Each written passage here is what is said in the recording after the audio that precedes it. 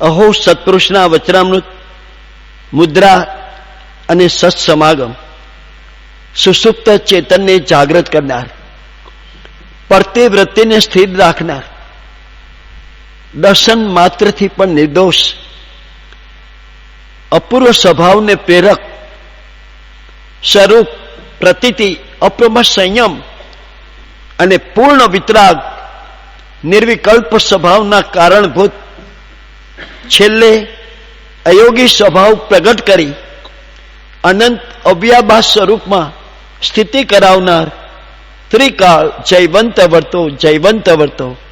ઓમ શાંતિ શાંતિ શાંતિ.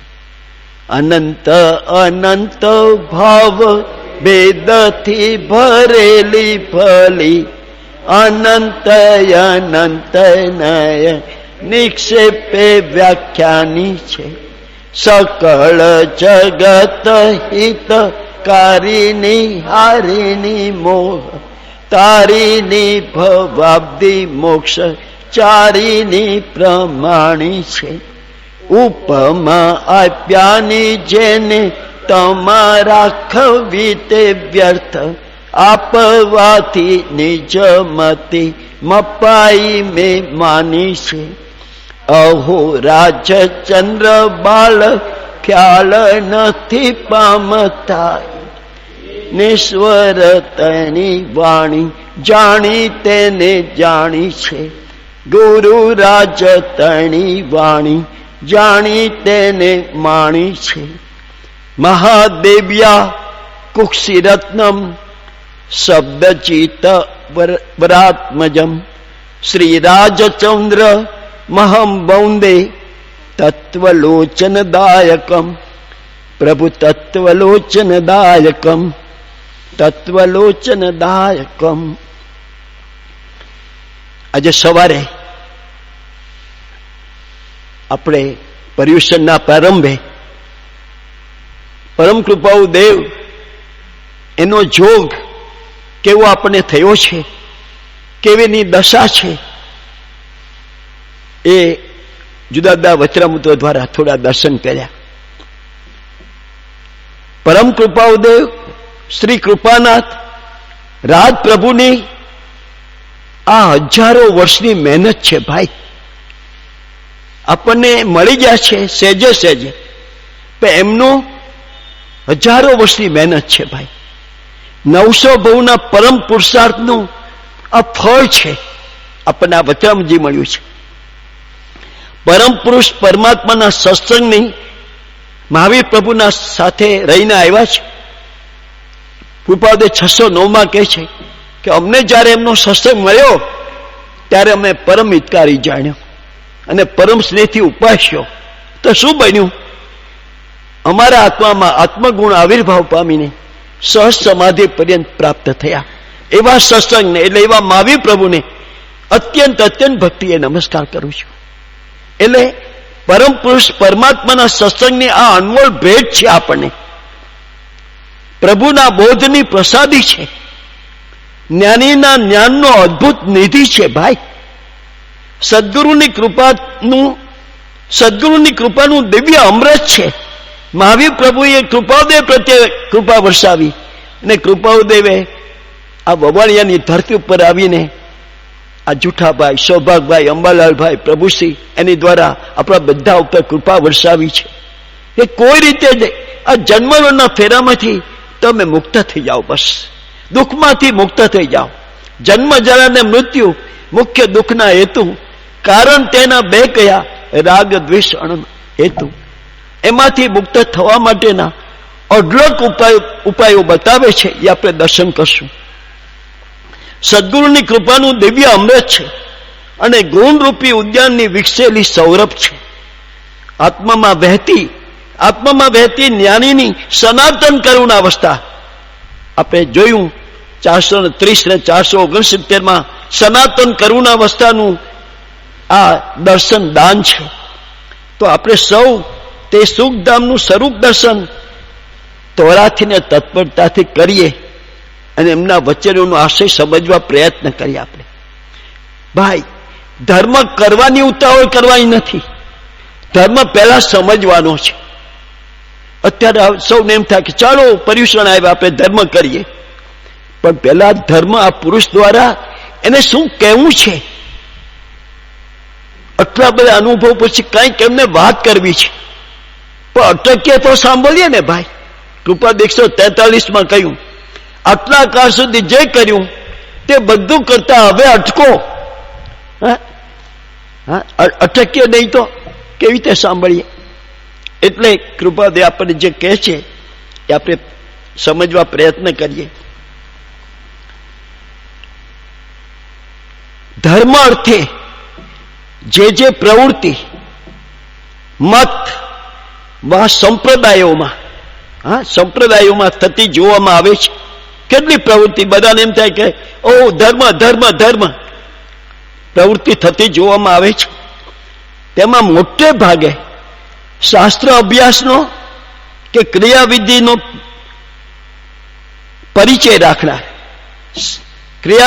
પરિચય રાખનાર સૌની કોઈ અપવાસ સિવાય આ માન્યતા સ્વાભાવિક હોય છે, અમે અમારા ગુરુને અને દેવને ઓળખીએ છીએ. બોલો, એવું બધા માને છે. આપણને પરમ કૃપાવદીનો જોગ મળ્યો છે, ખરેખર હજી આપણે એને ઓળખીએ છીએ.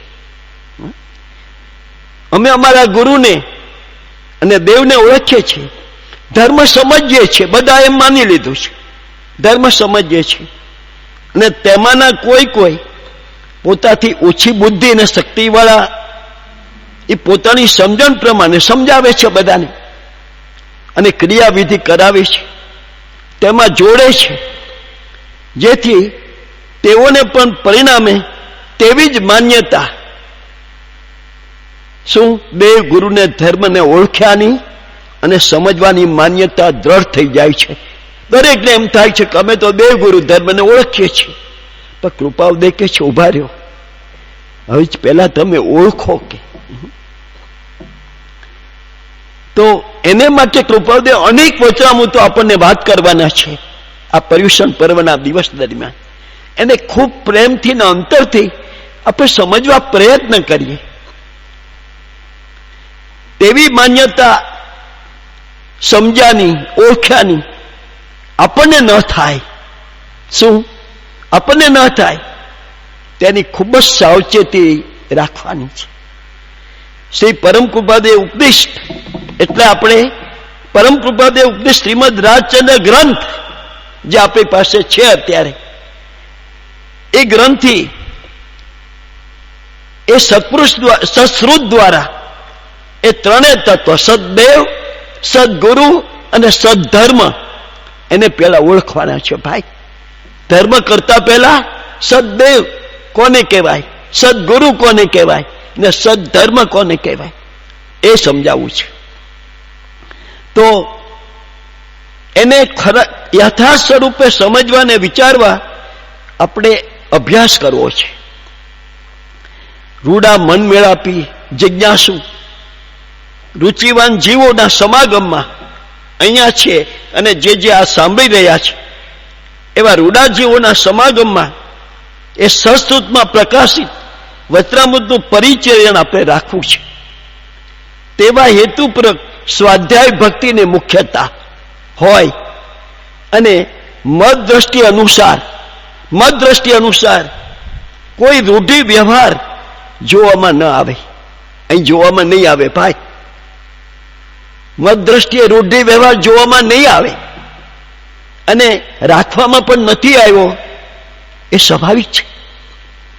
શ્રી જ્ઞાની પુરુષને તથારૂપ જેવા મળ્યા છે, જેવા એના ગુણ છે, એને તથારૂપ ઓળખવા માટે ફરી મુખ્ય ભારપૂર્વક પણ પરમ કૃપાદેવનું કહેવું થયું છે. તેમાં ભ્રાંતિ કે ભૂલ ન રહેવા જોઈએ પહેલા તો. અને એટલે વચનામૃત 371 કાઢો, પાનું 330મું પાનું અને વચનામૃત 371 ઉપર કૃપાદે કહે છે, સાવ ઉપર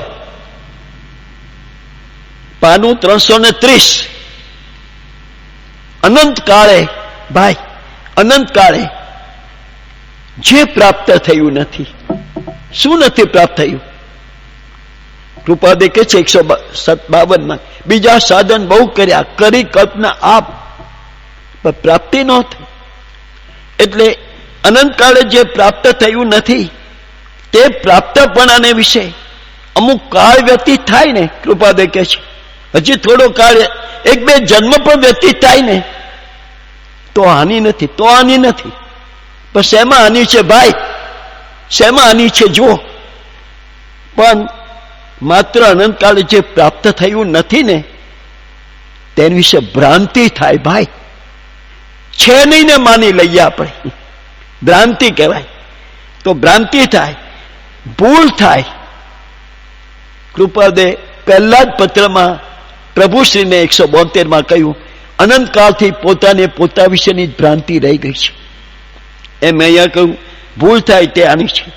જો પરમ એવું જ્ઞાનીનું સ્વરૂપ કોઈ રીતે આપણને આ ભાષ્યમાન થયું છે કે પરમ કૃપાદેવ આવા પુરુષ પધાર્યા છે, તો પછી એને જો વળગી રહેશું ને, એને એના વચનને, તો તેના માર્ગને વિશે અનુક્રમે જીવનું પ્રવેશપણું થાય. એ સરળ પ્રકારે સમજાય એવી વાર્તા છે, આ મૂળ વાર્તા છે. એટલે કૃપાદે આ કુંવરજીભાઈ કલોલવાળાને કહે છે કે રૂડે પ્રકારે મન વર્તે મળતો, તે રૂડો પ્રકાર કૃપાદે આગળ જણાવ્યો છે, આપણે જોશું પછી. રૂડો પ્રકાર શું એ જોઈએ. જો આપણે આગળ 329 પાને છો, એમાં જ પાનું 329 નીચેથી બીજો ફકરો. આ રૂડો પ્રકાર બેન, સત્સંગનું સેવન જે નિરંતરપણે ઈચ્છે છે ભાઈ, એનો અર્થ શું થયો? સત્સંગ કોક જ દી કરવાનો છે, અમુક કલાક જ કરવાનો છે. સત્સંગનું સેવન એટલે પુરુષનું સેવન જે નિરંતરપણે ઈચ્છે છે એવા મુમુક્ષુ જીવને અહીં આખો રસ્તો બતાવ્યો. જ્યાં સુધી તે જોગનો વિરહ રહે. કૃપાદે મુંબઈ છે, કુંવરજીભાઈ કલોલમાં છે, તે જોગનો વિરહ રહે ત્યાં સુધી શું કરવું? ભગવાન તો નથી, પ્રમાદ નહીં કરવાનું. વિરહ રહે ત્યાં સુધી દ્રઢ ભાવે તે ભાવના ઈચ્છી. આ કૃપાદે લેશન આપ્યું ભાઈ. ઓ સાહેબ, આ લેશન આપ્યું. અત્યારે નથી, તું પ્રમાદમાં નહીં રહી, પ્રમાદમાં નહીં રહેતો. દ્રઢ ભાવે ક્યારે મળે, ક્યારે મળે, ક્યારે મળે. આનંદગંજી ગાતા હતા, ક્યારે મળશે મારો સંત સનેહી, ક્યારે મળે. એટલે દ્રઢ ભાવે તે ભાવના ઈચ્છી. અંદરમાં તો દ્રઢ ભાવે આ કૃપાદે સરસ આપણને જીવનમાં જીવતા જીવતા બધાના ઋણાબંધ પતવતા શું કરવાનું છે એનો માર્ગ બતાવે છે ભાઈ. સત્સંગનું સેવન જે નિરંતરપણે ઈચ્છે છે, એટલે પહેલી વાત તો એ અંતરમાં પરમ કૃપાદેવ મળ્યા પછી જો ખરેખર આપણી પાત્રતા હોય તો એના સત્સંગને આપણે નિરંતર ઈચ્છવો જોવે, એક વાત. અને તેનો વિરહ રહે ત્યાં સુધી દ્રઢ ભાવે તે ભાવના ઈચ્છી. ઠીક છે, હવે મળે તો એમ ન ચાલે. વ્યવહારના કોઈ કાર્યો કરવા હોય ને ભાઈ, તો એની પાછળ મચી પડીએ ને, મંડી પડીએ, ત્યારે પરિણામ આવે છે. એમ અહીંયા દ્રઢ ભાવે તે ભાવના ઈચ્છી. બીજું સાહેબ, પ્રત્યેક કાર્ય કરતા વિચારથી વર્તી. આ કાર્ય કરતા મને આવરણ તો નહીં આવે. મારે જે કૃપાઉદેવને મળીને મારું આત્મકલ્યાણ કરવું છે એમાં આવરણ તો નહીં આવે. આ કાર્યથી પ્રત્યેક કાર્ય કરતા વિચારથી વર્તી. ત્રીજું સાહેબ, પોતાની વિશે લઘુપણું માન્ય કરી. લઘુ રહેવાનું, ગુરુ નહીં થવાનું. લઘુપણું માન્ય કરી અને પોતાના જોવામાં આવે તે દોષ પ્રત્યે નિવૃત્તિ છે, બીજાના નહીં. જો કોના દોષ જોવાના? પોતાના. આ લેશન આપ્યું, આ કરવાનું છે એમની ગેરહાજરીમાં. પોતાના જોવામાં આવે તે દોષ પ્રત્યે નિવૃત્તિ ઈચ્છી. જો બેન, દોષ કાઢીને આવો એમ નથી કહેતા. ભગવાન સમજે છે કે બહુ અઘરું છે. તું નિવૃત્તિ તો ઈચ્છ, કે મારેથી ક્રોધ થઈ જાય છે તો મારામાં કેમ ક્ષમતા રહે, મને માન આવી જાય છે બહુ, તો એ હું અહંપણામાંથી કેમ બહાર આવું, એમ પોતાના દોષ પ્રત્યે નિવૃત્તિ ઈચ્છી અને સરળપણે વર્ત્યા કરું. અને જે કાર્ય કરી તે ભાવનાની એટલે સત્સંગની ભાવનાની ઉન્નતિ થાય એવી જ્ઞાન વાર્તા કે જ્ઞાન કે ગ્રંથ આપણી પાસે આ વચરામૃત છે અત્યારે, એનું કઈ કઈ વિચારવું રાખવું, આપણા જીવનમાં બેના વણાઈ જવું જોઈએ. જેમ ખાધા વગર આપણો દિવસ ન જાય, ખાધા પીધા વગર, એમ પરમ કૃપા ઉદયને આ વચરામૃતજી મળ્યા વગર આપણો દિવસ જવો ન જોવે. એટલે એવી જ્ઞાન વાર્તા કે જ્ઞાન લખે ગ્રંથનું કઈ કઈ વિચારવું રાખવું યોગ્ય છે. ઉપર જણાવી છે જે વાર્તા, તેની વિશે વાત કરનારા એવા ઘણા પ્રસંગ તમજીવોને વર્તે છે, અમારા ખ્યાલમાં છે એમ જાણીએ છીએ. તથાપિ તે વાત કરનારા પ્રસંગ પ્રત્યે જેમ બને તેમ સદુપયોગે વિચારી વર્તવાનું ઈચ્છું તે અનુક્રમે બને એવું છે. અને એક સરસ આજ્ઞા કરી ભગવાને, કોઈ પ્રકારે મનને વિશે સંતાપ પામવા યોગ્ય નથી. સાહેબ આવું થાય તો સંતાપ ન થાય, હા, આવું પડી જઈએ, આવું એક્સિડન્ટ થાય, બીજું કઈ થાય તો સંતાપ ન થાય, ના પાડે છે ભગવાન. કોઈ પ્રકારે મનને વિશે સંતાપ પામવા યોગ્ય નથી. અને પુરુષાર્થ જે કંઈ થાય, ભગવાને જે બતાવેલો આપણને પુરુષાર્થ જે કંઈ થાય તે કરવાની સામાન્ય ઈચ્છા નહીં, દ્રઢ ઈચ્છા રાખી. મારા ભગવાને કહ્યું છે ને મારે આમ કરવું છે, દ્રઢ ઈચ્છા રાખવી યોગ્ય છે. અને પરમ એવું જે બોધ સ્વરૂપ છે તેનું જેને ઓળખાણ છે, કુંવરજીભાઈને પરમ કૃપાદેવનું ઓળખાણ છે.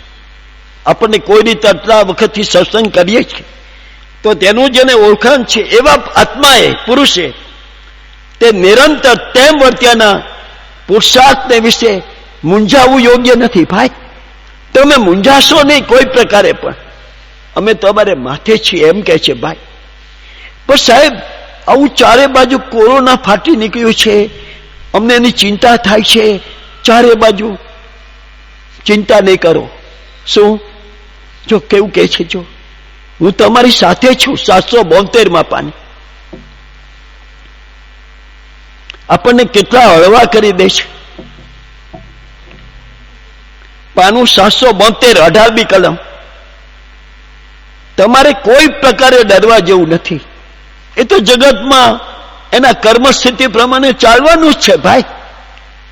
પણ તમારે કોનો આધાર મળ્યો છે, તમારે માથે કોણ છે? અમારી જેવા છે. મહાવીર ભગવાનનો પરમ શિષ્ય શ્રીમદ રાજચંદ્ર સદગુરુ આપણને માથે, એને સદગુરુ ધાર્યા છે, એને પરમ પુરુષ ધાર્યા છે, એને ભગવાન કહીએ છીએ, એના શરણે ગયા છે. તમારે કોઈ પ્રકારે ડરવા જેવું નથી, કારણ કે તમારે માથે અમારા જેવા છે. તો હવે તમારે પુરુષાર્થને આધીન છે. કયો પુરુષાર્થ કરવાનો? એને ભજવાનો, એની સાથે તાર જોડાયેલો રાખવાનો. એ તાર તૂટવો ન જોવે. જો તમે પુરુષાર્થ કરશો તો ભગવાન કહે છે, બોલો, હું નથી કહેતો, ભગવાન કહે છે મોક્ષ થવો દૂર નથી.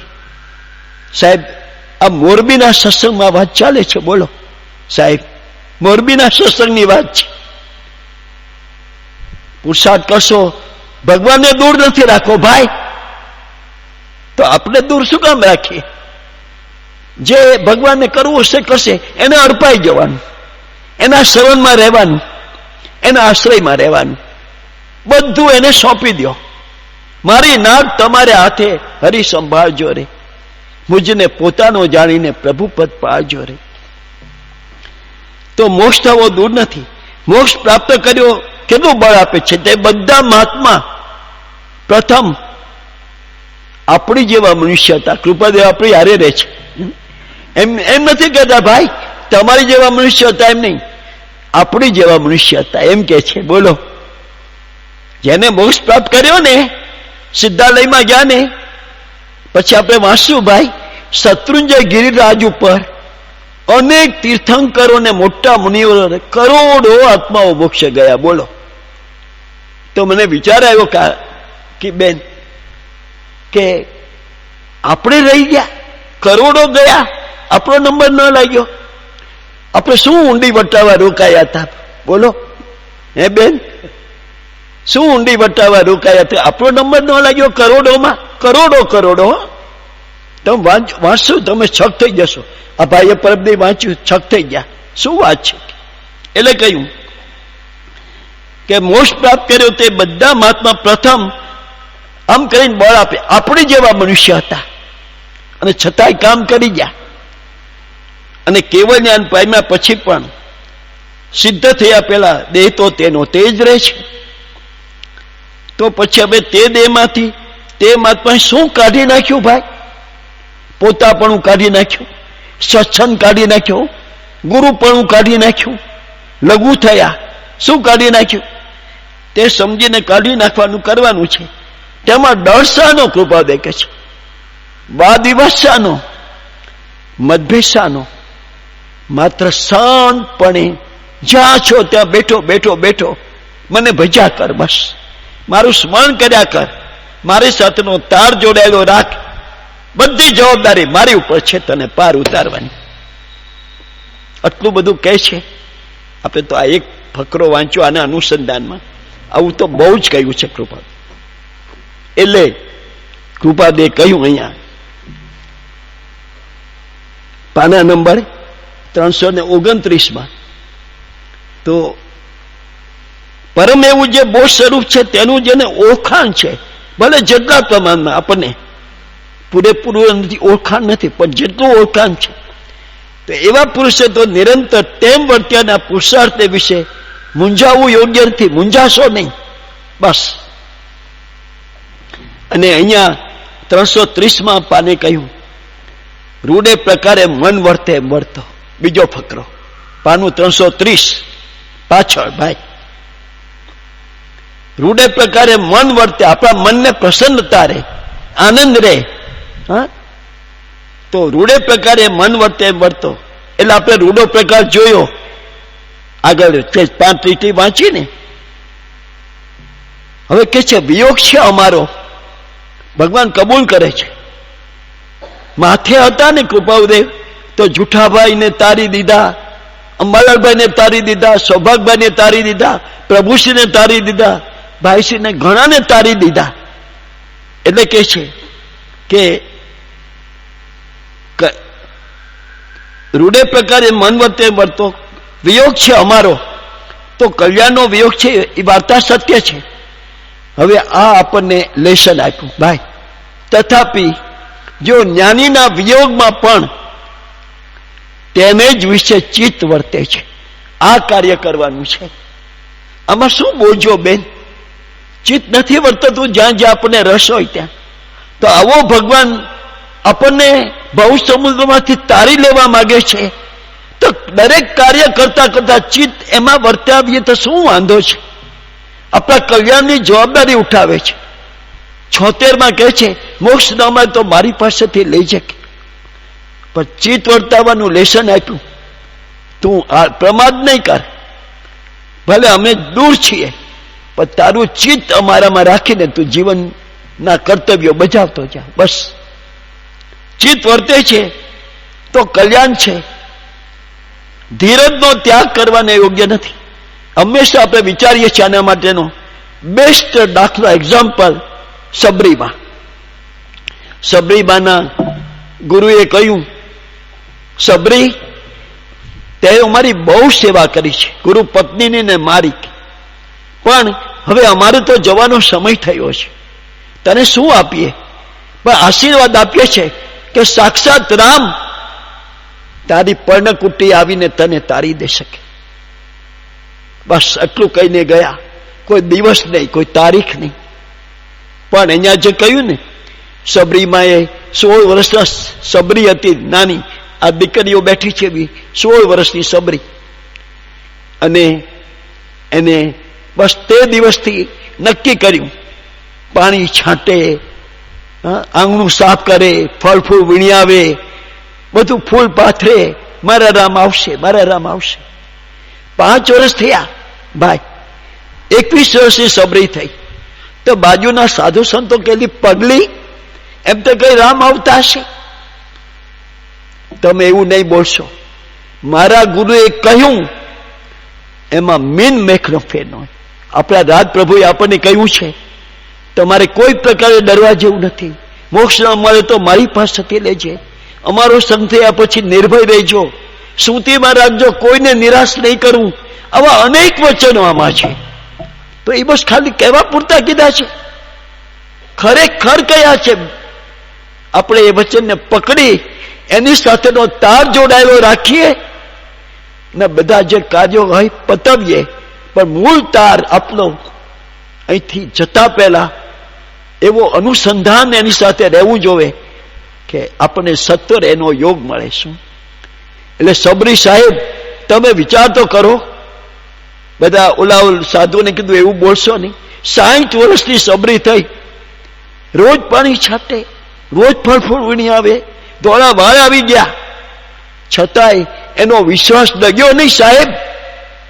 તો આપણને શ્રીમદ રાજચંદ્ર પુરુષ પરમ પ્રભાવ દેવ મળ્યો છે અને કેટલી જવાબદારી લે છે. સરને આવો તમારું શ્રેય છે. 680 કહે છે અમે બીજા રામ છીએ, અમે મહાવીર છીએ, અમે કલ્પવૃક્ષ છીએ, અમે અમૃત સાગર છીએ. સરને આવો તમારું શ્રેય છે. આથી વધારે શું કે? તો હમણાં જ વાંચ્યું સવારે, તમારે આપવાની સમર્થતા વાળો બીજો પુરુષ શોધવો નહીં પડે કે. બોલો કેટલા વચનોમાં સ્મૃતિમાં રાખજો, કોઈને નિરાશ નહીં કરું. જાઓ, આ મારી જવાબદારી છે તમને પાર ઉતારવાની. પણ આપણે સરને તો રહેવું જોવે ને. એટલે કહ્યું ઈ 60 વર્ષની સબરી થઈ અને એક દિવસ ફૂલ આમ પાથરતી હતી અને ત્યાં રામ ને લક્ષ્મણ આવ્યા. ઠેસ સુધી આમ આવી ગયા. સબરીએ ઊંચું, હજી તો આમ નીચે ફૂલ, આપ કોણ છો? આમ પગલા જોયા ને, કોણ છો આપ? અમે રામ લક્ષ્મણ છીએ. ઓહો, હું જેની રાહ જોતી હતી આટલા વર્ષોથી એ આવ્યા. આમ આંખમાંથી આનંદના આંસુ વહેવા માંડ્યા બે. અને એ આંસુથી રામના પગ ધોયા એને. શું? રામના ચરણ પખાડ્યા આંસુથી. ચાલો ચાલો ચાલો મારી પર્ણકુટીએ, હું તો તમારી રાહ જોઉં છું કે મારા ગુરુ કહી ગયા છે. રામે એને ખરેખર એને પાર પમાડી દીધું. એમ આપણને કૃપા દેખે છે કે જ્ઞાનીના વિયોગમાં પણ તેને જ વિશે, તેને જો છે વિશે ચિત્ત વર્તે છે તો કલ્યાણ છે. ધીરજનો ત્યાગ કરશો નહીં અને સહીશું કરી કૃપા દે. શ્રી સ્વરૂપના યથા યોગ્ય. બોલો કોણ મળ્યા છે આપણને શ્રીમદ રાજચંદ્ર, એનું આ વચનામૃત દ્વારા આપણે દર્શન કરવાનું છે. એટલે આપણી વાત હતી કે જ્ઞાની પુરુષને ઓળખવા પરમ કૃપાદેવ જણાવે છે તેના હેતુ સહિત અને સ્વરૂપથી તે વિચારવું, તેનો અભ્યાસ રાખવો આવશ્યક છે. એટલે કૃપાદેવ બહુ ટૂંકું, શોર્ટ એન્ડ સ્વીટ કહ્યું ભાઈ. પાનું 320 વતમ 335.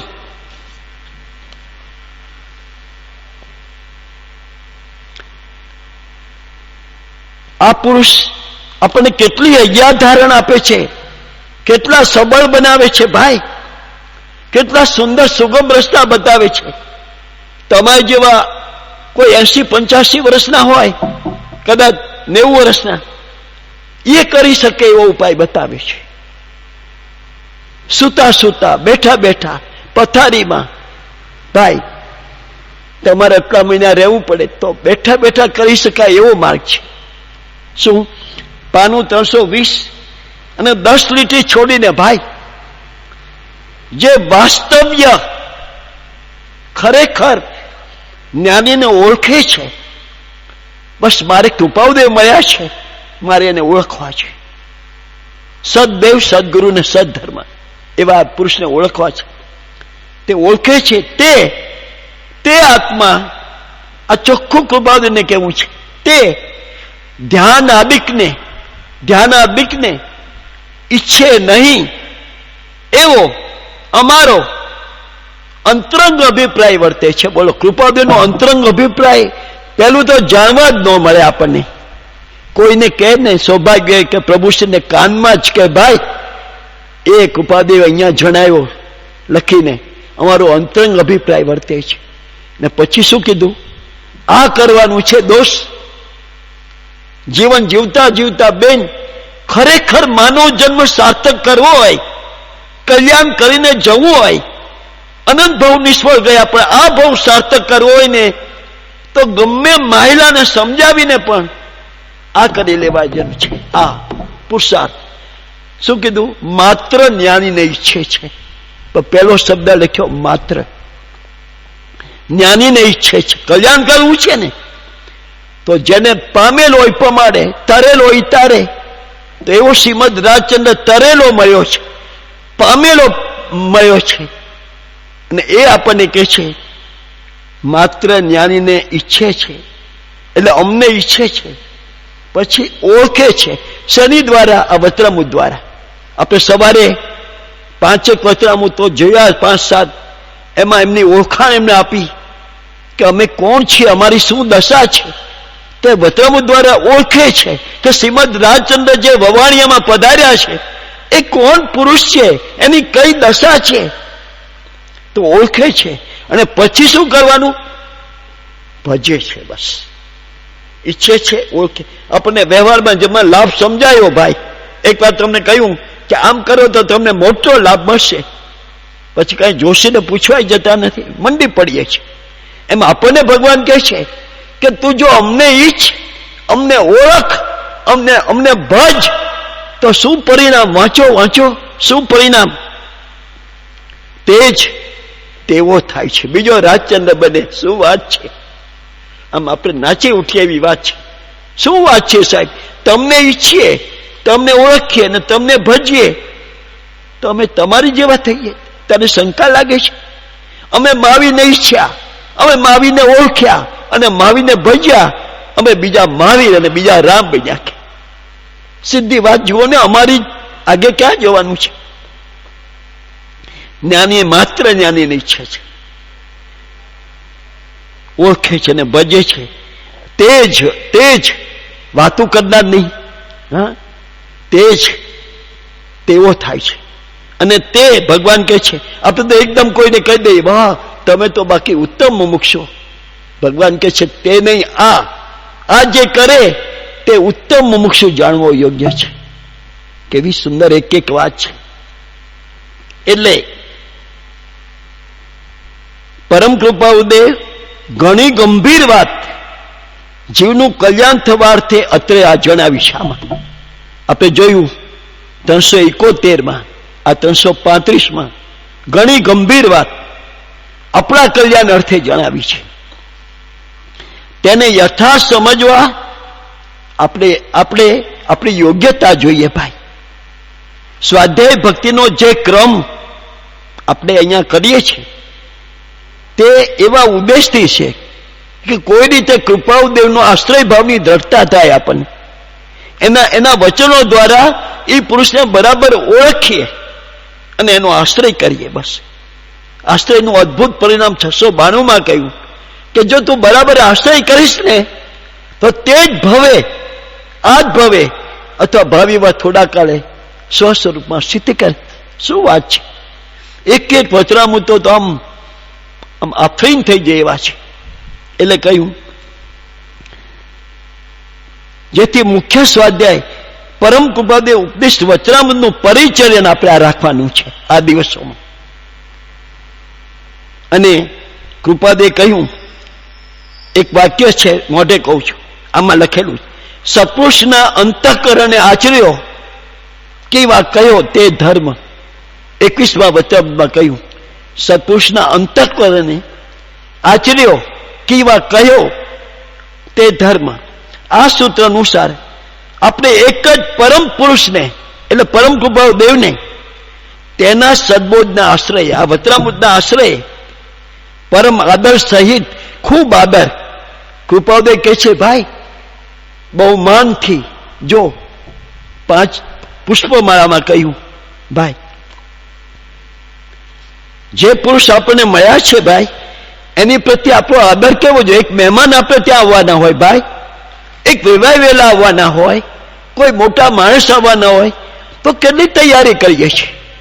તો શ્રીમદ રાજચંદ્રબેન આપણને કૃપાઉદય મળ્યા છે, તો એની પ્રત્યે આપણો આદર કેવો જોવે?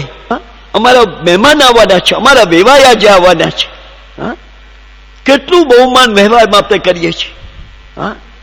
પથારી ચાદર સરસ પાથરીએ, બધું આમ રૂમ સરસ કરીએ.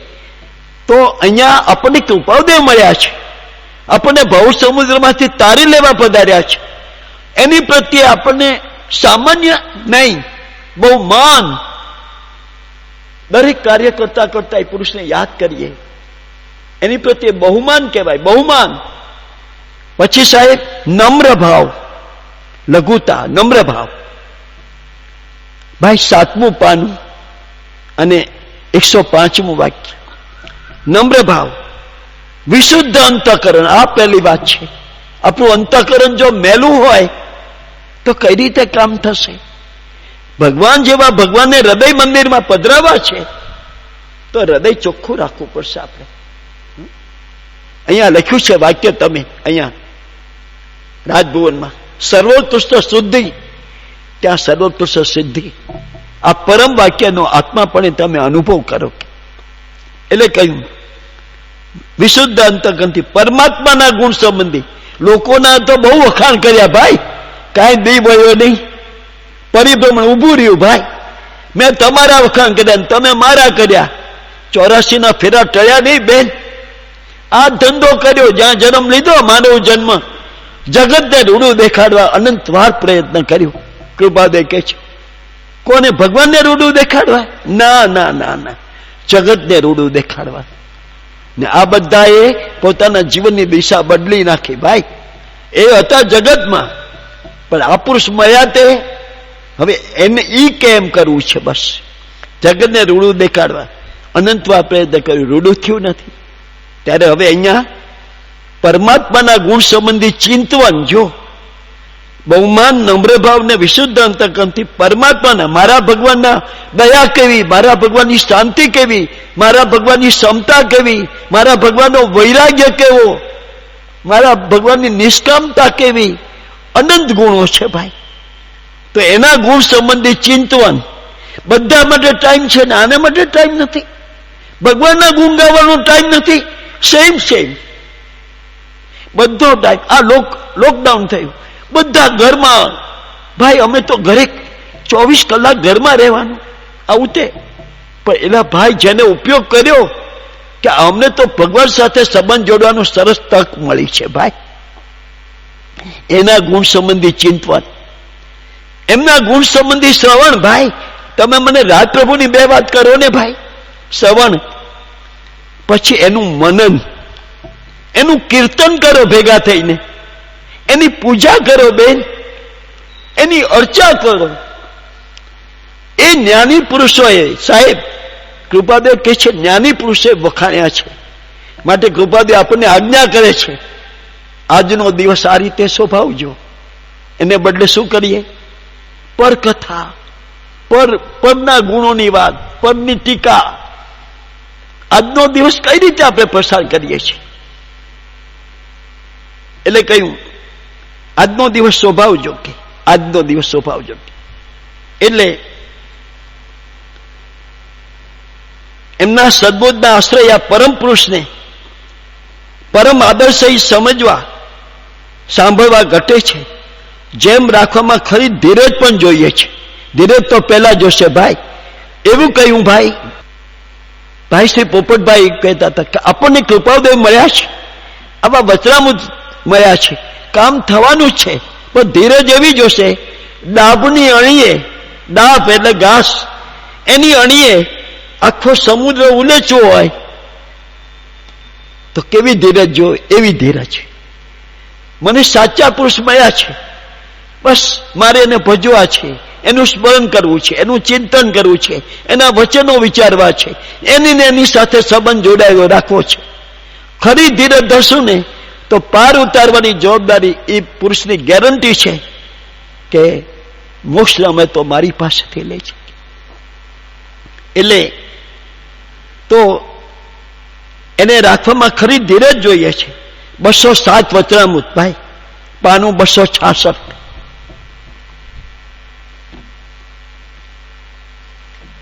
વચનામૃત 207 પ્રભુશ્રી ઉપર લખ્યું કૃપાલદેવે.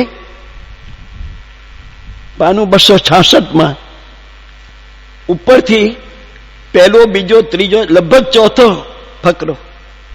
પરમાર્થ ઉપર પ્રીતિ થવામાં શું કીધું? પ્રભુશ્રીને કહ્યું પરમાર્થ ઉપર પ્રીતિ થવામાં સત્સંગ એ સર્વોત્કૃષ્ટ અને અનુપમ સાધન છે.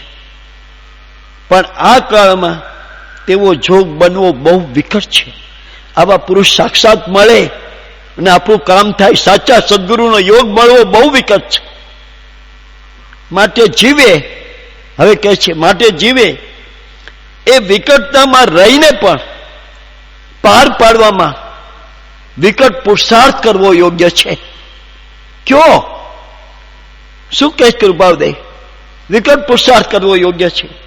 અને તે એ કે અનાદિકાળથી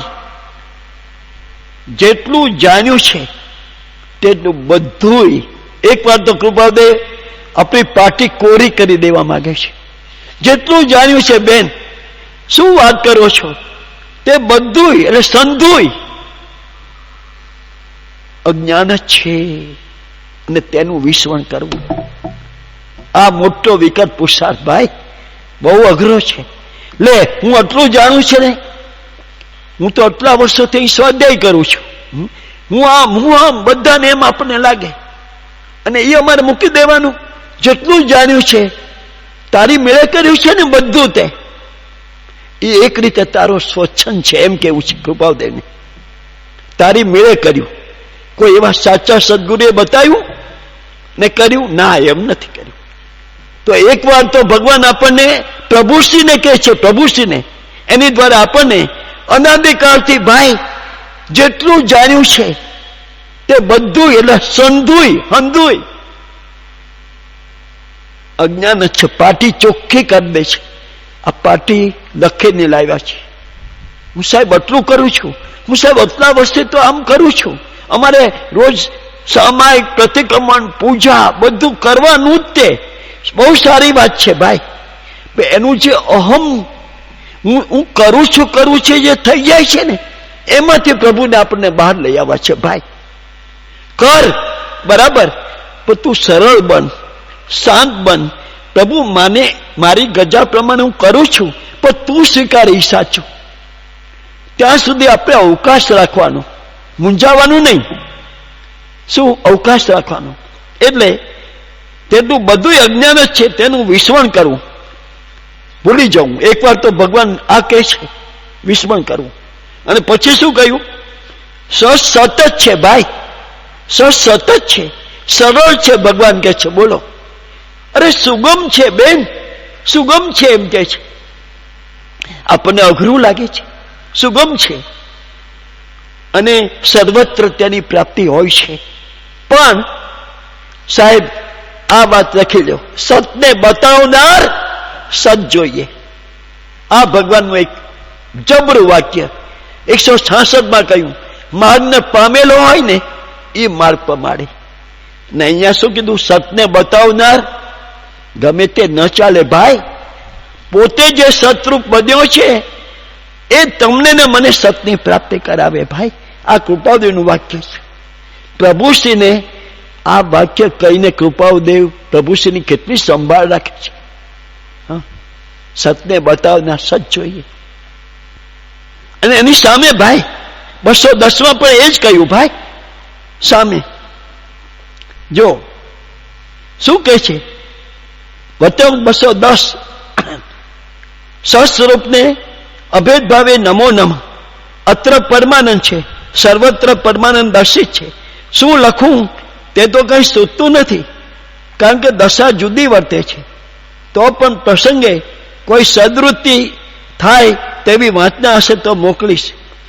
હવે શું કે છે? અમારા ઉપર ખંભાતના ભાઈઓને પ્રભુશ્રીને કહે છે, ભાઈ અમારા ઉપર તમારી ગમે તેવી ભક્તિ હો, ઓછી કે વધારે, ગમે તેવી ભક્તિઓ.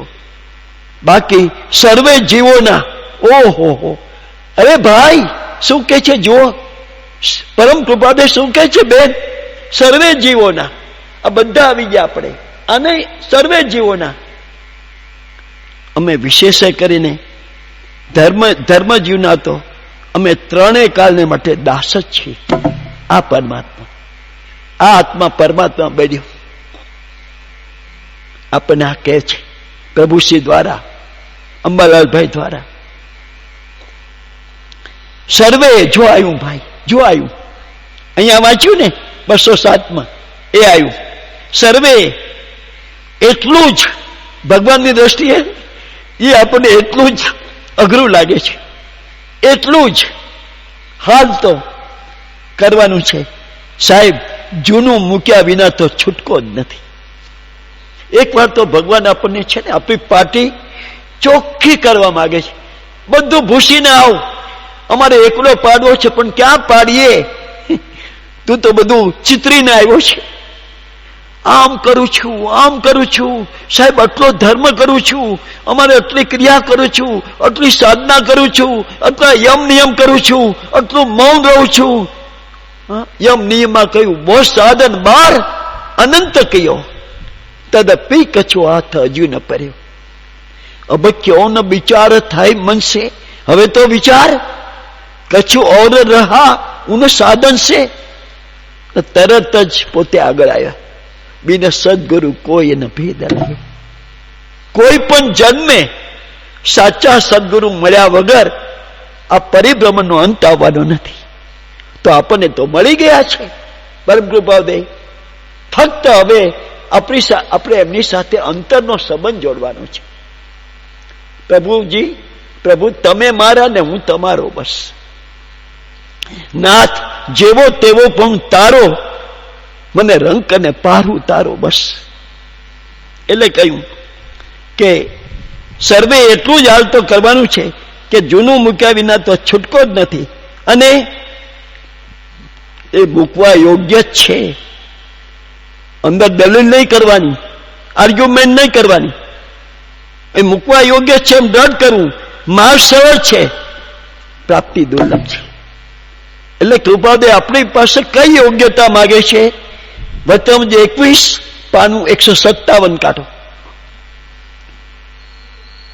157 પાને વાક્ય 52. ભાઈ કૃપાદેવને જે આપણને પ્રાપ્તિ કરાવી છે ને, આપણને આ માનવ જન્મની સાર્થકતા કરાવી છે ને ભાઈ, એમાં કૃપાદેવ આ મૂલ્ય માગે છે. ભાઈ કોઈ પણ વસ્તુની પ્રાપ્તિ માટે મૂલ્ય ચૂકવ્યા સિવાય ન મળે. હું તમને કહું અમારે આ જોવે છે, એની મારે મૂલ્ય તો ચૂકવવું જોઈએ ને. તો ભગવાન આ મૂલ્ય માગે છે. શું માગે છે? જો 52મું વાક્ય, કૃપાદેવને પોતાને આટલું પૂજાવું નથી ભાઈ, આટલી ઈચ્છા નથી કોઈ, એમ કે છે આમાં. પણ કોઈ પણ કાળે સાચા સદગુરુની આજ્ઞાના પાલન વગર છૂટકો નથી થવાનો. એટલે કૃપાદેવ કહે છે કે જ્યારે અમે સદગુરુ તરીકે આ કાળમાં આવ્યા છીએ, અમારી આ દશા છે, તો હું તમને એમ કહું છું તમારા કલ્યાણ માટે. હું કહું છું, રાજપ્રભુ કહે છે, હું કહું છું એમ કોઈ કરશો? એટલે બધા બેઠા છીએ, છે કોઈ હા પાડનાર? ભગવાનને એવો જોવે છે ભાઈ. હું કહું છું એમ કોઈ કરશો? મારું કહેલું સગળું માન્ય રાખશો? થોડું રાજપ્રભુનું માન્ય રાખ્યું, થોડું આમનું રાખ્યું ને થોડું આમનું. કઈ રીતે કામ ચાલે? સગળું શબ્દ લખ્યું. મારું કહેલું સગળું માન્ય રાખશો. અને ત્રીજું, મારા કહેલા ધાકડે ધાકડ. આપણે અહીંયા સૌરાષ્ટ્રનો શબ્દ છે. ધાકડે ધાકડ એટલે નો આર્ગ્યુમેન્ટ, કોઈ તર્ક નહીં, કોઈ વિચાર નહીં, કોઈ દલીલ નહીં, સરળપણું. મારા પ્રભુ કહે એ મારા માથા ઉપર. મને ભલે આજે સમજ ન પડે, આજ નહીં સમજાય તો કાલ સમજાશે, કાલ નહીં તો પરમ નહીં સમજાશે, પણ મારા પ્રભુએ કહ્યું એ ધાકડે ધાકડ, બસ. એટલે મારા કહેલા ધાકડે ધાકડ પણ અંગીકૃત કરશો? હા હોય તો જ તો જ હે સત્પુરુષ. ઓહો, હા કે ના ને બેન? સત્પુરુષ કહી દીધો, બોલો. હા હોય તો જ હે સત્પુરુષ. હે આત્મા એમ નથી કીધું, હે ભાઈ એમ નથી કીધું, હે બેન એમ નથી કીધું. હા હોય તો જ હે સત્પુરુષ. તમે જો રાજપ્રભુની હા ભણ્યા ને, એને સંમત થયા ને દાખલ, તે નોર્થ જાણે કૃપાદે એમ કહેવા માંગે છે, તમે ભાવિના સત્પુરુષ છો. ઓહો, તમે મને સંમત થયા. તમારા મહાપુણ્ય છે કે તમે મને સંમત થયા. નહીં તો તર્ક, વિચારણા, દલીલ, આ બધું જીવ કરવામાં રોકાઈ જાય છે. સાહેબ બધી વાત તમારી સાચી, પણ કીધું ને એ ગયો. જેને પણ નો કીધું ને, સાહેબ ભલે મને આજે નથી સમજાતું, પણ ધાકડ 172 કહ્યું, તેને સંમત કરેલું સર્વસંમત કરવું. મારા પ્રભુને સંમતિ, મને સંમત, એટલું ન કરી શકીએ આપણે. મારા પ્રભુને સંમત, ભલે મને ઓછું વધતું સમજાય, પણ મારા પ્રભુએ કીધું એમાં કોઈ મેખ નહીં. સપનામાં પણ એનો કોઈ વિચાર ન આવે એમ. એટલે કહ્યું, હું કહું છું એમ કોઈ કરશો, મારું કહેલું સગળું માન્ય રાખશો, અને મારા કહેલા ધાકડ પણ અંગીકૃત કરશો. હા હોય તો જ હે સત્પુરુષ, તું મારી ઈચ્છા તો કરજે. કેવું સરસ વાક્ય આપ્યું છે, બોલો. અને એનો નાનો દાખલો લઈએ છીએ આપણે ફરી, અને આપણને પુષ્ટિ આપે એવો છે. એટલે એક મોટા ઉમરાવ હતા ભાઈ, એની પાસે કોઈ આવ્યું, એને જરૂર હતી, કોઈ ગુલામ એની સેવા કરે એવો માણસ જોતો હતો. તો કોઈ આવ્યો કે આ ગુલામને વેચવાનો છે, પૈસા આપી દીધા એને કીધા. એ તો જતો રહ્યો, ગુલામ ઉભો છે એની પાસે. અને પેલા ઉમરાવને થયું, આ છે ગુલામ પણ લાગે છે કોઈ જુદો જ. એને પૂછ્યું ગુલામને, ભાઈ તારું નામ શું? ગુલામે કહ્યું, એમનો કીધું કે મારું નામ ઇબ્રાહીમ ને મારું નામ સુલતાન. કેવું? આપ મને જે નામે બોલાવો તે નામ, તમે મને જે નામે બોલાવો તે નામ મારું. બરાબર. બીજો પ્રશ્ન કર્યો, ભાઈ બરાબર, તું પણ ખાઈશ શું? તને શું ભાવે? તું શું ખાઈશ? તો એવી વ્યવસ્થા કરું, તમે જે ખાવા આપશો તે હું ખાઈશ. તમે જે ખાવા આપશો તે હું ખાઈશ. ત્રીજી વાત, ચાલો ભાઈ એ બરાબર, તું કપડા કેવા પહેરીશ? તમે મને જેવાને જે કપડા આપો, નવા આપો, જૂના આપો, ફાટલા આપો, જે કઈ, એમ કહેવાનો ભાર, તમે જે મને આપશો એ હું તે પહેરીશ. કોઈ પોતાની ઈચ્છા દર્શાવી, આનું નામ ધાકડ. એટલે કપડાની વાત આવી. પછી ચોથી વાત આવી, તું કામ શું કરીશ ભાઈ?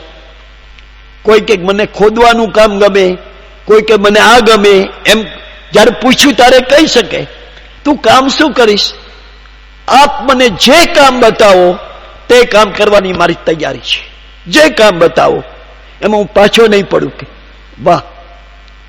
અને છેલ્લે પૂછ્યું, ભાઈ બધી વાત જાણી, તારી ઈચ્છા શું છે એ તો કે. તું અહીં આવ્યો મારે ત્યાં ગુલામ કરતી, તારી ઈચ્છા શું છે? સાહેબ ગુલામને કોઈ ઈચ્છા જ ન હોય, ગુલામને કોઈ ઈચ્છા જ ન હોય. આનું નામ ધાકડ. આવા જો કૃપાદેવ પાસે આપણે બનીને જશું ને તો આપણો બેડો પાર. અત્યારથી આપણે આ તૈયારી કરવાની છે કે ભગવાન જયારે મને મળે ત્યારે હું પાછો ન પડું. આ વાત છે. એટલે કૃપાદેવ કે છે, આપણે બિન શિષ્ય ભાવે લઘુતા, નમ્રતા અને વિનય આદિ ગુણ સહિત, લઘુતા, નમ્રતા અને વિનયના ગુણ સહિત વચરામુજીનું પરિચયન રાખવાનું છે. લઘુતા સાથે, નમ્રતા સાથે, અને કહેનાર પુરુષ વચરામુજી પ્રત્યે પૂરો વિનય, આદર એ રાખવું યોગ્ય છે. વચનાવળીમાં જો 200માં 200 પાનું 262 આ ભૂલ બતાવે છે. પછી આપણે જોશું વધારે વિગતથી. પણ અહીંયા 262મું પાનું ચોથું વાક્ય ભાઈ, જ્ઞાનની પ્રાપ્તિ જેણે ઈચ્છવી, પાનું 262, વાક્ય ચોથું, જ્ઞાનની પ્રાપ્તિ જેણે ઈચ્છવી તેને જ્ઞાનીની ઈચ્છાએ વર્તવું, એમ જીનાગમ આદિ સર્વશાસ્ત્ર કહે છે. હવે આ વાત આવી, પોતાની ઈચ્છાએ પ્રવર્તા. અત્યાર સુધી ધંધો આ જ કર્યો ભાઈ, અનંતકાળથી. કાં તો એવા સદગુરુ મળ્યા નહીં, અને મળ્યા તો એનું માન્યું નહીં. પોતાની ઈચ્છાએ પ્રવર્તા. શું કહ્યું સાહેબ? અનાદિકાળથી બેન, અનાદિકાળથી જીવ રખડ્યો, તે હજી આપણે પોતાની ઈચ્છાએ જ વર્તવું છે, એમાં સુધારો નથી કરવો. આવા શ્રીમદ રાજચંદ્ર મળ્યા, કાન પટ્ટી પકડીને ભૂલ બતાવે છે કે ભાઈ તારી આટલી બધી રખડપટ્ટી કેમ ઊભી રહી? તું તારી પોતાની ઈચ્છાએ વર્ત્યો એટલે. તે એવા મોટા પુરુષ મળ્યા, એનું માન્યું નહીં, તે એનું કહ્યું કર્યું નહીં. પોતાની ઈચ્છાએ પ્રવર્તા, અનાદિકાળથી રખડ્યો. એટલે કહ્યું જ્યાં સુધી પ્રત્યક્ષ જ્ઞાની ઈચ્છાએ એટલે અજ્ઞાએ નહીં વર્તાય ત્યાં સુધી અજ્ઞાનની નિવૃત્તિ થવી સંભવતી નથી. ને પછી કહ્યું જ્ઞાનીની આજ્ઞાનું આરાધન તે કરી શકે. આ મૂલ્ય માગે છે ભાઈ, જે એક નિષ્ઠાએ તન, મન અને ધન ત્રણેયની આસક્તિનો ત્યાગ કરી એની ભક્તિમાં જોડાય. આ લોકોએ આ કામ કર્યું. જૂઠાભાઈએ તન, મન ને ધનની આસક્તિ છોડી દીધી. સાહેબ અંબાલાલભાઈને વાડી હતી, જમીન હતી, બીજું ઘણું હતું, ગરીબોને બાંટી દીધું ભાઈ. અને કૃપાવદીની સેવામાં રસોઈઓ બનીને રહે. પ્રભુ સૌભાગભાઈ રોજ એમનો સત્સંગ ઈચ્છા જ કરે. પ્રભુશ્રી એની પાછળ ક્યાં મુંબઈ, રાળજ દોડ્યા, મુંબઈ દોડ્યા. કૃપાદેવ વસો આવ્યા, કૃપાદેવ કઠોર આવ્યા ખેડામાં, અને છેવટે ઈડર એની પાછળ દોડ્યા. એટલે તન મન ધનની આસક્તિનો ત્યાગ કરી તેની ભક્તિમાં જોડાય.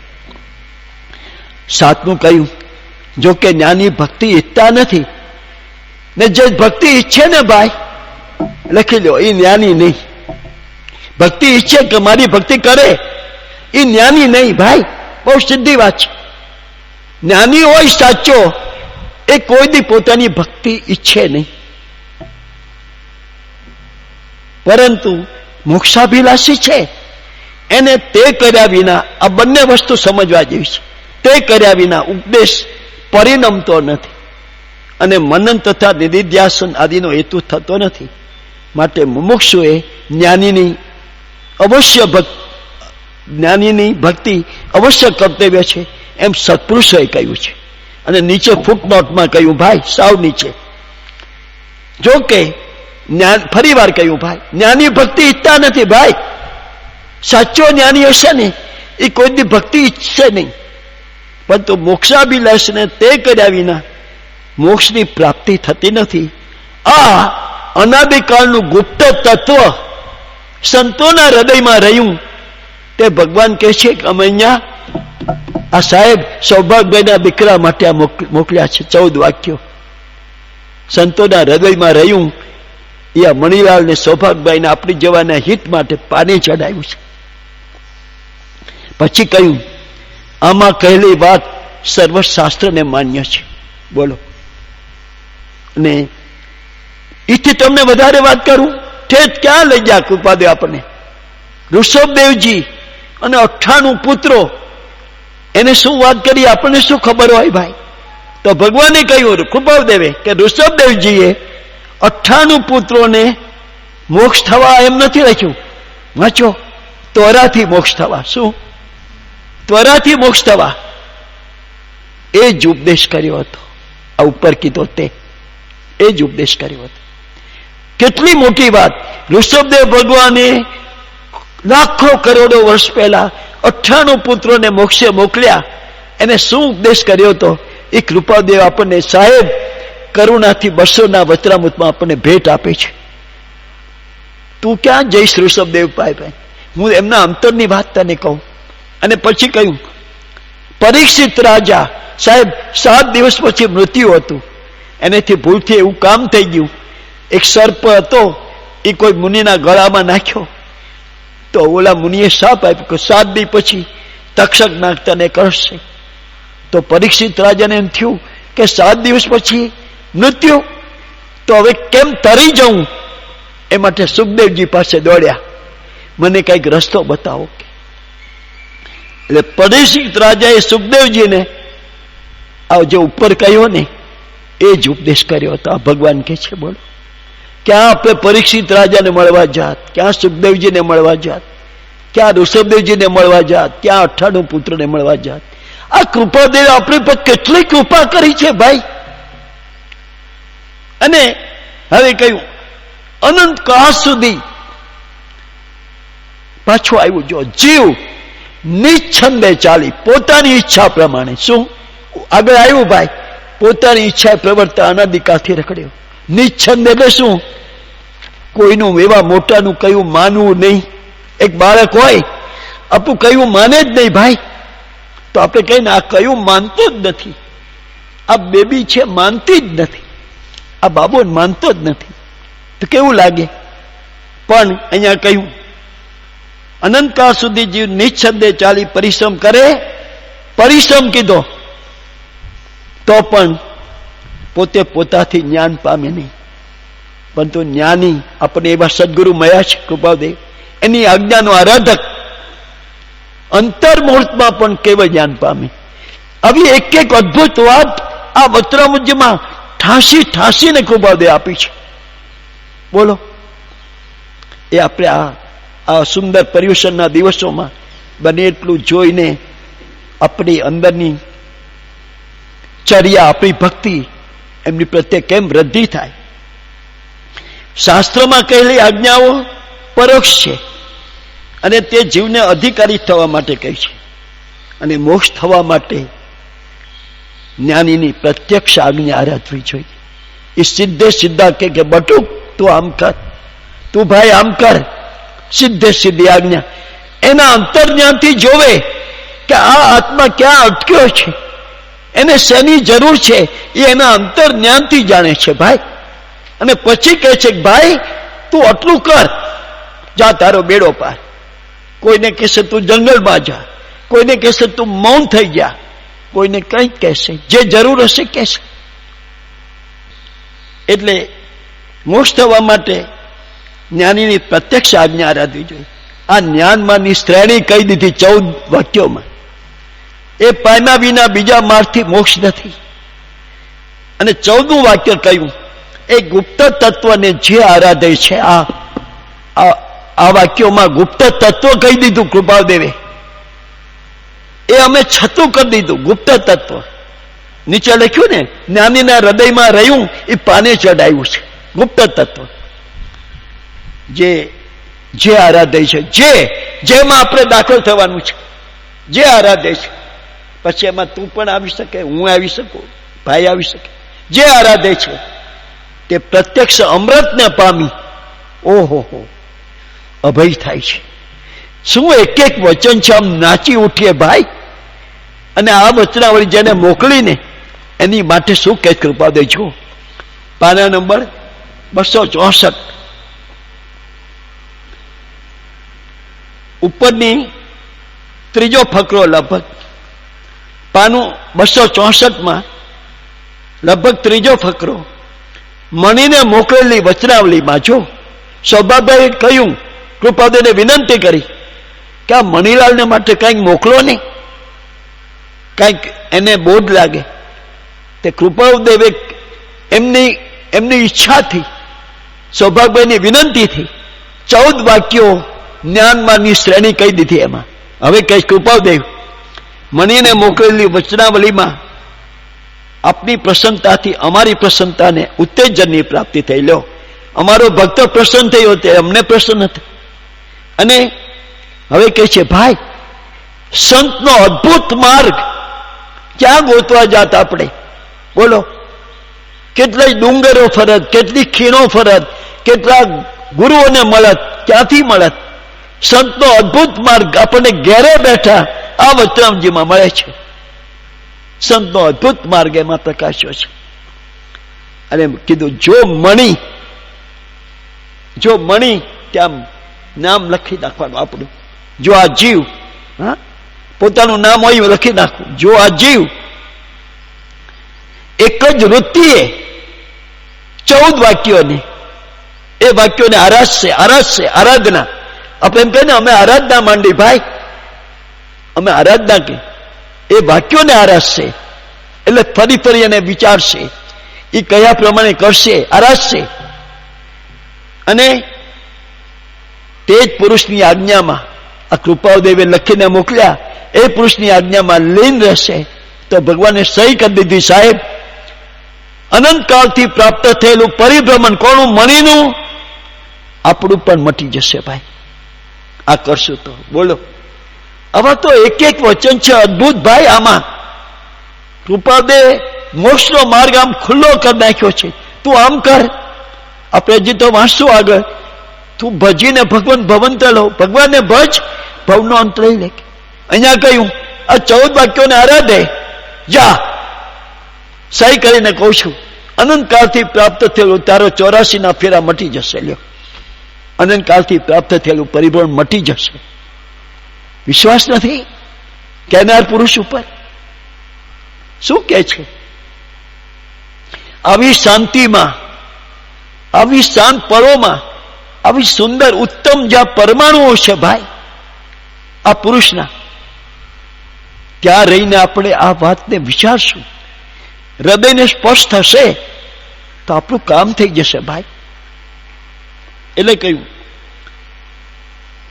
હવે કહ્યું માયાનો મોહ, મણી એટલે આ જીવ વિશેષ રાખે છે કે જે માર્ગ મળવામાં સામાન્ય નહીં, મોટો પ્રતિબંધ ગણાય છે.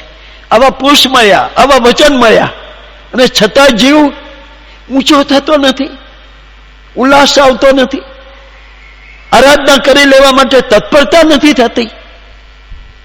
તો માયાનો મોહ, મણી વિશેષ રાખે છે, જે માર્ગ મળવા મોટો પ્રતિબંધ. તો કેટલી કૃપા કરે છે. માટે એવી વૃત્તિઓ હળવે હળવે ઓછી કરવા મણીને, અથવા તો આપણને કહે છે બોજો નથી આપતા કે આજને આજ કરી નાખે. હળવે હળવે જેને કરવું છે તો ઝડપ કરે. હો, આ તો ભગવાને કહ્યું મણીને યોગ્યતા પ્રમાણે હળવે હળવે ઓછી કરવા. મણીને શું મારી આજ્ઞા છે? કીધું વાંચો, મારી વિનંતી છે. શું વાત છે! પરમ કૃપાદેશ સૌભાગભાઈને કદાચ કે, પણ મણીલાલને એમ કે મારી વિનંતી છે. આવો પુરુષ નહીં મળે સાહેબ. આપણને મળી ગયો છે. એક એક વચન ખોવાઈ જવા જેવું છે ભાઈ. અને આ બધા જે સમજી ગયા એ તો આમાં ડૂબી ગયા ભાઈ. બેડો પાર થઈ ગયો, અનંત ભાવનું સાચું વાળી નાખ્યું ભાઈ. કાલ ખબર નથી ક્યારે આપણે વિદાય લેશું, એની પહેલા આ કામ કરી લેવા જેવું છે. એટલે કહ્યું ભાઈ, આ સદબોધ આપણા અંતરમાં સવિશેષ સ્થિર કરીને તેઓના આદેશ મુજબ વચન 172 જણાવ્યા મુજબ આપણે વાંચશું. તેના મન વચન કાયાની પ્રત્યેક ચેષ્ટાના અદભુત રહસ્યો એ ફરી ફરી નિધિધ્યાસન કરવા અને તેઓએ સંમત કરેલું સર્વસંમત કરવું. ટૂંકમાં સૌલ્લાસથી પડેલા હોય નહીં, માન નહીં. આવી સરસ વાત મળે છે, આપણા હૃદયનો ઉમંગ આવે. હમણાં વ્યવહારની વાતનો લાભ હોય ભાઈ તો કેવો ઉમંગ આવે. તો આ ભગવાન આપણને 84 ફેરામાંથી તારી લેવા પધાર્યા છે અને એક એક જબરી વાત કરે છે.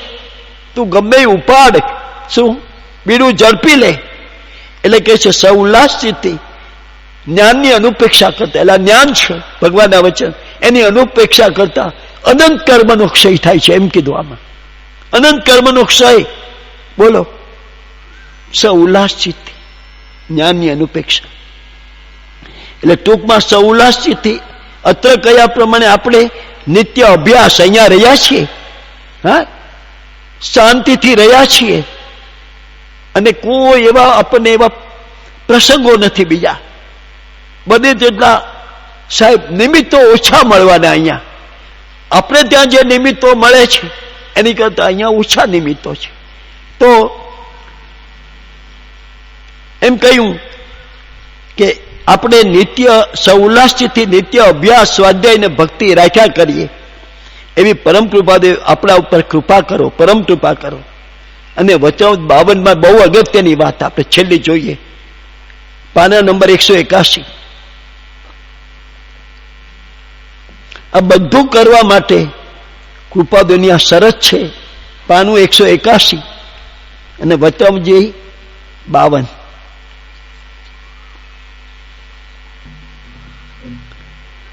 આત્મહિતાભિલાષી આજ્ઞાંકિત.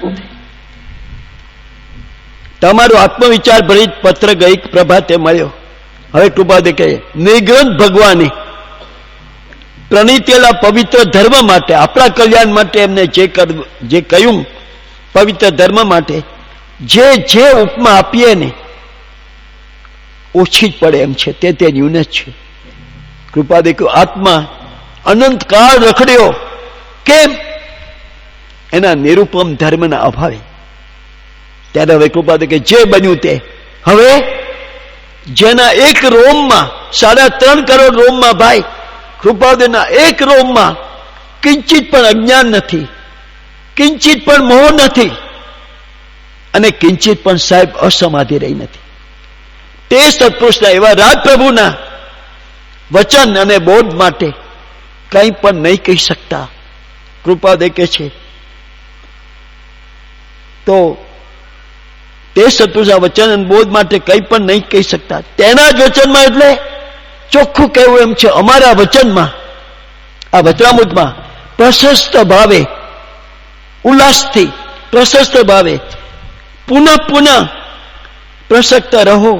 પ્રસક્ત થવું એ પણ આપણું સર્વોત્તમ શ્રેય છે. લો સી એની શૈલી, જ્યાં આત્માને વિકારમય થવાનો અંશ પણ રહ્યો નથી. શુદ્ધ સ્ફટિક, ફીન અને ચંદ્રથી ઉજ્જવળ શુક્લ ધ્યાનની શ્રેણીથી આ વચન ક્યાંથી નીકળ્યા છે ભાઈ? અર્થ ધ્યાન, રૌદ્ર ધ્યાન, ધર્મ ધ્યાન અને શુક્લ ધ્યાન, 4 ધ્યાન.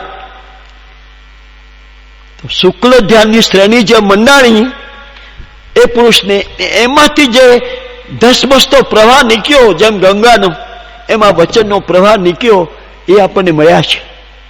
તો શુક્લ ધ્યાનની શ્રેણીથી પ્રવાહ રૂપે નીકળેલા તે નિર્ગ્રંથના, એટલે આ નિર્ગ્રંથના પવિત્ર વચનોની ભગવાન કહે છે, મને તમને ત્રિકાળ શ્રદ્ધા રહો, જાઓ તમારો બેડો પાર. એ જ પરમાત્માના યોગ બળ આગળ પ્રયાસ નહીં. એટલે કૃપાદે આ કહીને આપણને કહે છે કે આ સર્વોત્તમ શ્રેય જગતમાં નિરાગીત્વ, વિનયતા અને સત્પુરુષની આજ્ઞા એ નહીં મળવાથી આત્મા અનાદિકાળથી રખડ્યો, પણ નિરૂપાય થઈ તે થઈ. હવે આપણે પુરુષાર્થ કરવો ઉચિત છે. જાગ્યા ત્યાંથી પ્રભાત. પુરુષાર્થ શું કરવાનો? એને લાગ્યા રહેવાનું બસ. હરિશે લાગી રહો મેરે ભાઈ, રાસ સે લાગી રહો મેરી બહેન, તેરી બનત બનત બન જાય બસ. અને સચ્ચી પુકાર હૈ તો બેડા પાર હૈ.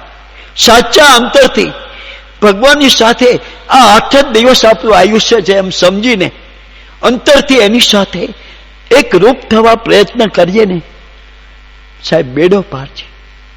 એટલે કહ્યું તો આ વચનામૃતમાં દર્શિત પુરુષાર્થનું સ્વરૂપ અને તેથી પ્રાપ્ત થવા યોગ્ય પરમાર્થ લાભ, તે પ્રત્યે અભ્યાસનું ચિત્ત રહેવું ઘટે છે.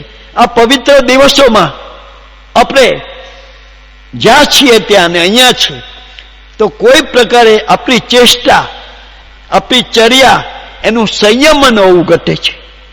સંયમન હોવું ઘટે છે. તે માટે કંઈ પણ વિચારીએ તો મન, વચન ને કાયા, આ 3 યોગ આશ્રિત આપણી સગળી પ્રવૃત્તિ થયા કરે છે. તેનું સંયમન આપણી યોગ્યતા ભૂમિકા અનુસાર મુખ્યપણે પર્વના આ દિવસોમાં રાખીએ.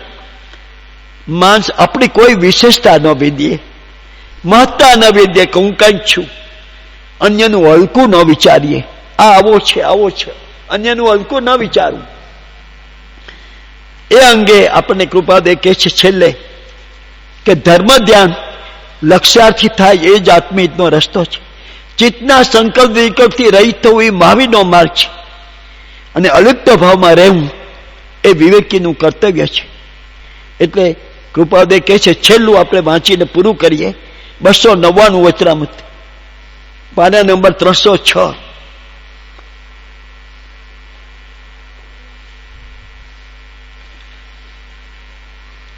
કૃપાદે આપણને લક્ષ્ય બંધાવે છે ભાઈ. પાનું 306, વચનામૃતજી 299. ગમે તે ક્રિયા, જો લક્ષ્ય કરાવે છે, ગમે તે ક્રિયા કરો. ચાલો બેન, ગમે તે ક્રિયા, જપ, તપ કે શાસ્ત્ર વાંચન કરીને પણ એક જ કાર્ય સિદ્ધ કરવાનું છે. શું? તે કે જગતની વિસ્મૃતિ કરવી, જગતને ભૂલવાનું છે ભાઈ. અને સતના ચરણમાં રહેવું, આપણા મનનું સ્થાપન એના ચરણમાં. અને તે એક જ લક્ષ્ય ઉપર પ્રવૃત્તિ કરવાથી જીવને પોતાને શું કરવું યોગ્ય છે અને શું કરવું અયોગ્ય છે તે સમજાય છે, સમજાતું જાય છે. એ લક્ષ્ય આગળ થયા વિના જો આ લક્ષ્ય ન રહ્યો તો જપ, તપ, ધ્યાન કે દાન કોઈની યથાયોગ્ય સિદ્ધિ નથી. ભગવાનને આ બધું શેને માટે કરવાનું છે? સ્વરૂપની પ્રાપ્તિ માટે. એટલે કોઈની યથાયોગ્ય સિદ્ધિ નથી. અને ત્યાં સુધી ધ્યાનાદિક, એવું કીધું ભાઈ, ધ્યાનાદિક નહીં જેવા કામના છે, એવું કીધું કૃપાદે. શું કહેવા માંગે છે? માટે એમાંથી જે જે સાધનો થઈ શકતા હોય ભાઈ, સ્વાધ્યાય કરીએ, સત્સંગ કરીએ, ભક્તિ કરીએ, જે કંઈ કરીએ, તે એક લક્ષ્ય થવા નથી. મારે છૂટવું છે, જગતને ભૂલવું છે અને ભગવાનના ચરણમાં મારા મનનું સ્થાપન કરવું છે. આ લક્ષ્ય, આ ભગવાન લક્ષ્ય નક્કી કરાવે છે. આપણને તો ભાન નથી. આ લક્ષ્ય જગતને ભૂલવાનું અને ભગવાનના ચરણમાં આપણું ચિત્તનું સ્થાપન. એટલે કહ્યું એમાંથી જે જે સાધનો થઈ શકતા હોય તે બધા એક લક્ષ્ય થવાને અર્થે કરવા, કે જે લક્ષ્ય અમે ઉપર જણાવ્યો છે. જો જપ તપાદી કોઈ એમ બોલે, નિષેધવા યોગ્ય નથી. જો ના પાડે છે, અમે નિષેધ નથી કરતા, પણ આપણી ભૂલમાં સુધારો કરી દે છે. નિષેધવા યોગ્ય નથી, તથાપિ તે બધા એક લક્ષ્યને અર્થે છે. શું? જગતની વિસ્મૃતિ કરવાની અને ભગવાનના ચરણમાં મનનું સ્થાપન કરવાનું. આ બધું કરીને અને એ લક્ષ્ય વિના જીવને સમ્યક તો સિદ્ધિ થતી નથી. વધારે શું કહીએ? ઉપર જણાવ્યું છે તેટલું સમજવા માટે સગળા શાસ્ત્રો પ્રતિપાદિત થયા છે. એટલે હવે ટૂંકાણમાં અહીંયા રહીને આ સ્વાધ્યાય, સત્સંગ અને કોઈ પ્રકારની વિકથામાં ભાઈ, લૌકિક વાતોમાં વિશેષ વખત ન જાય, અન્યને તેમાં ન જોડીએ. હું તો કરું પણ બીજાને કહે ભાઈ આવો, આપણે બીજી બહારની વાતો કરી, અન્યને ન જોડીએ. પોતે ન જોડાવા ઉપયોગ રાખો. અને અધ્યાસોનો બની શકે તેટલો. મારે આની વગર તો ચાલે જ નહીં. કૃપાદે ઉપદેશ છાયામાં કીધું છે, મુમુક્ષુએ કોઈ પણ વસ્તુ વગર ન ચાલે એવું હોવું જ ન જોઈએ. એટલે બને તેટલો અધ્યાસોનો બને તેટલો સંક્ષેપ કરવો અને સૂર્યોદય પછી અને સૂર્યાસ્ત પહેલા ખાનપાનનો વિવેક અવશ્ય સાચવવું. બસ પ્રયત્ને જેમ આત્મા ઉર્ધ્વ ગતિનો પરિણામી થાય તેમ કરો. અને સમય સમય જીવનની ક્ષણિક વ્યતીતતા છે ત્યાં પ્રમાદ કરીએ છીએ, એ જ મહામોહનીનું બળ છે. છેલ્લું કહ્યું, પ્રશસ્ત પુરુષની ભક્તિ કરો.